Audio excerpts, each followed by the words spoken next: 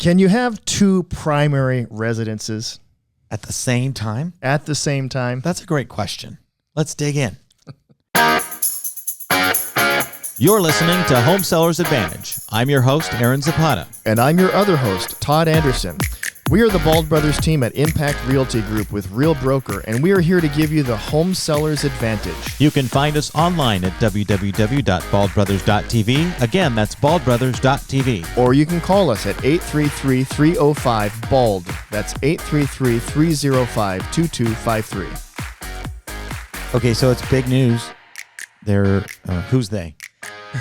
I would say they're investigating Adam Schiff, but I don't know who they are. Those people out there. The Department of Justice? The DOJ. DOJ? Okay. We got to start all over. We have to start all over. The big news, Adam Schiff is under investigation for potential mortgage fraud. Because basically, as the story goes, we're not going to do a full episode on the story, but it's kind of an introduction to a topic that we probably should be aware of. And that is the issue of mortgage fraud when it comes to how many primary residences you can actually have. And the key is primary. How many primaries are there? There's only one primary. Yeah. One. It's the primary. It's not the dualimary, or I don't even know what to call it, right? It's not there's only one. Now, is it okay for elected members of Congress to have more than one home? Of course.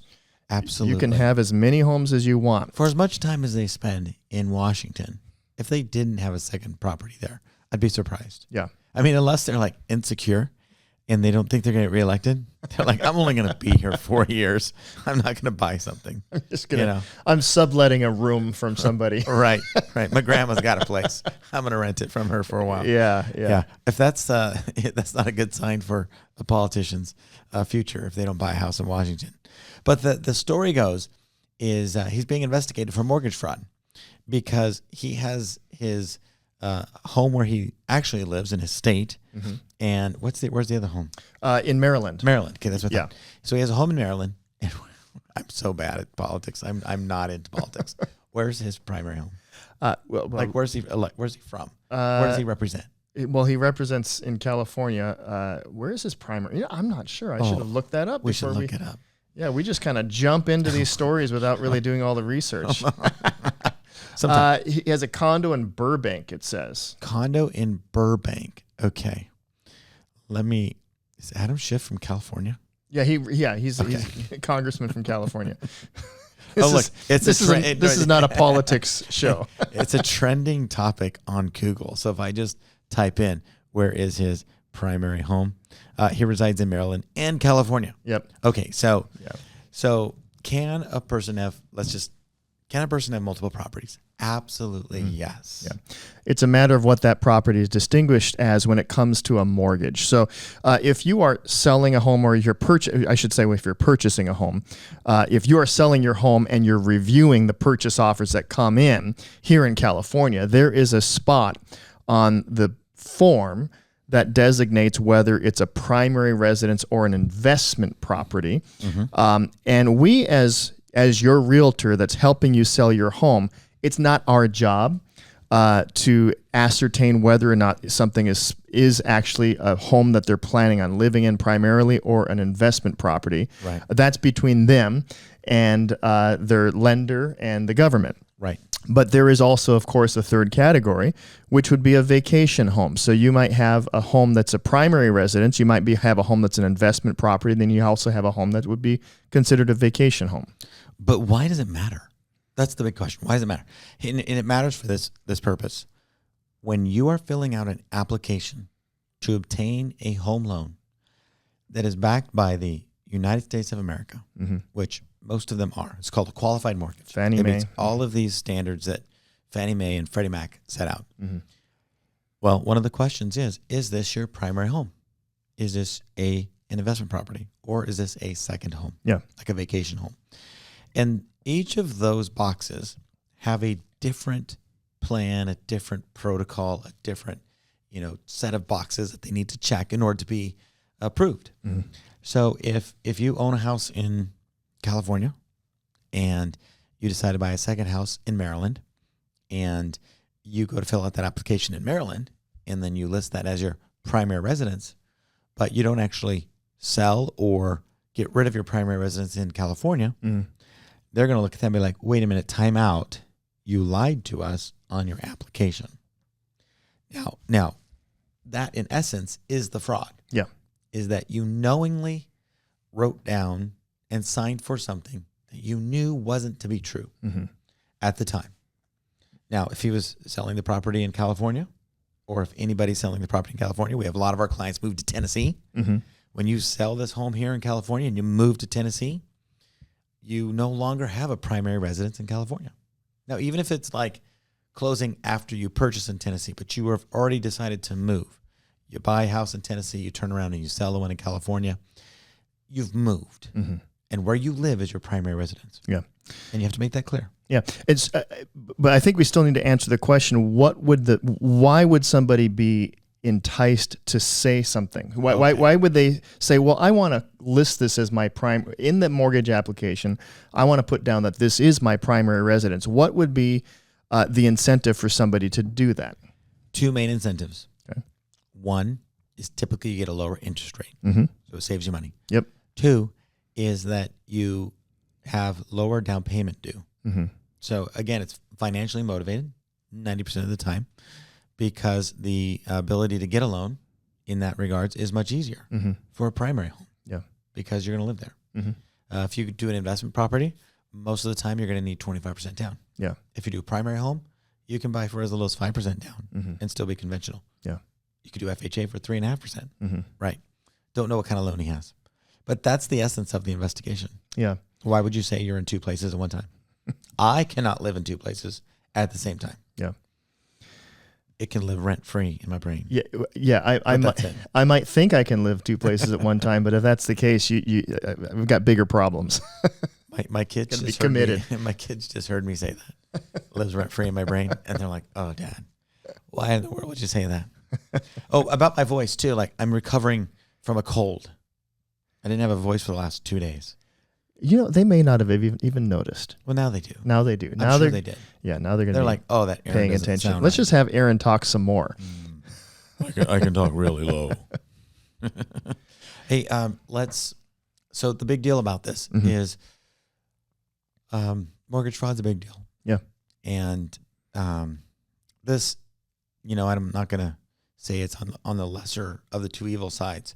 We've seen much more egregious offenses where people pose as fake buyers to get mortgage loans. Yeah. And then they don't end up moving to the house. They don't end up buying the house. They get paid $10,000 to go away. They just got paid to use their social security number and their name. And they're called straw buyers. Yeah. Like that was happening big time before the crash back in 2004 through 2007. Yeah. Like that's what most people think of when it comes to mortgage fraud. Most people don't think I checked a box wrong or purposely checked the wrong one. Yeah. So we're not, saying, giving any green light to what happened, but there are different severities.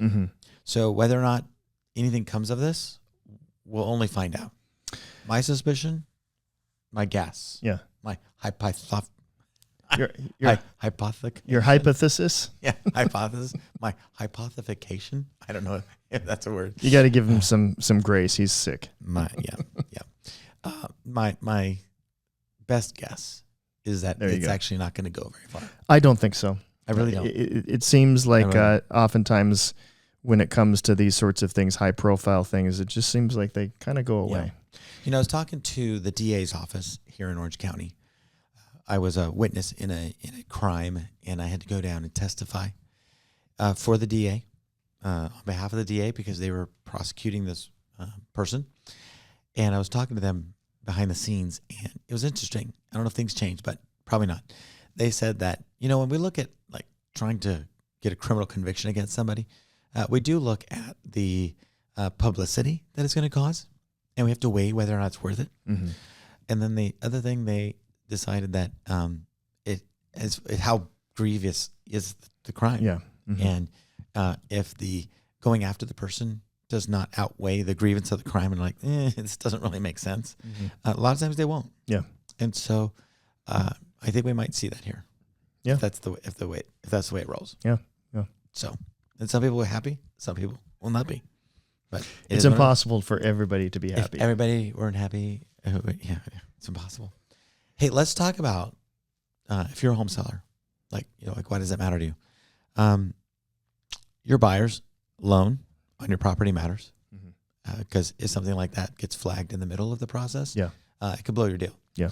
If they mark that box wrong and did it like inadvertently, like mistakenly, that it was going to be their primary, but then you find out like midway that they've decided to keep it as a rental.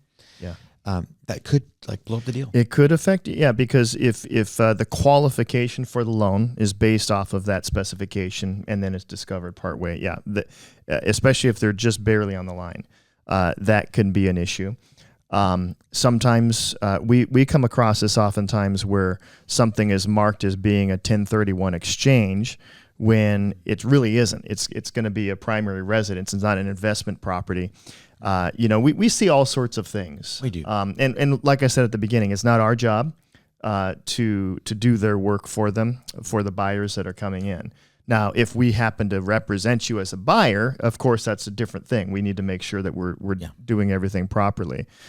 But it is something to be aware of the potential. It is important always to be aware of the lender for your buyer. Yeah. And because this brings up another issue, is some lenders are more reputable than others. Some lenders have a bad reputation of being extremely slow. No. We've dealt with plenty of those. We're dealing one with right now. Yeah. So it really is advantageous for your agent, and if we are your agents, advantageous for your agent to be familiar with the different loan products out there and with the different lenders and the reputations that they have. Yeah.